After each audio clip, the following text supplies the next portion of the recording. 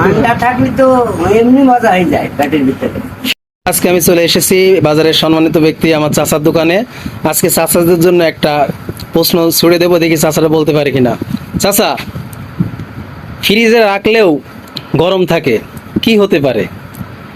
আমরা তো এতদিন জেনে এসেছি ফ্রিজে কোনো জিনিস রাখলে সেটা ঠান্ডা হয়ে যায়, কিন্তু আপনার প্রশ্ন যে ফ্রিজে রাখলেও গরম থাকে, এটা কি হতে পারে?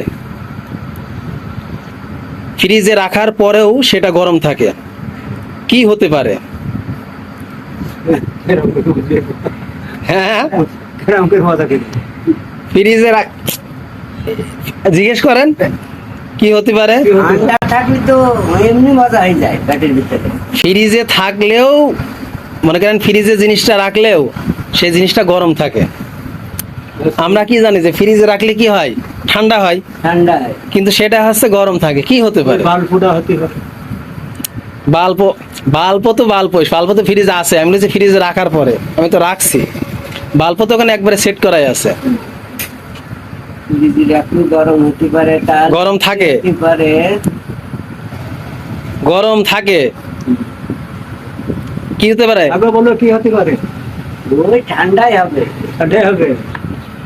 আচ্ছা চাচা, দুই চাচাই চেষ্টা করছে, এখন আমি কাউন্ট দেবো 1 থেকে 5-এর ভিতরে বলতে হবে। 1, 2, 3। গরম মশলা। প্রিয় দর্শক শ্রোতা, আমার চাচা বলেছে গরম মশলা। অ্যান্সার 100-100, এর ভিতরে কোনো সন্দেহ নেই। আর এটা আমার চাচার দোকান, যদি আপনারা কেউ পাইকারি মাল নিতে চান, এখান থেকে পাইকারি মাল নিতে পারবেন। দেখতে পাচ্ছেন এটা মমিনপুর বাজারে অবস্থান, মুক্তার স্টোর।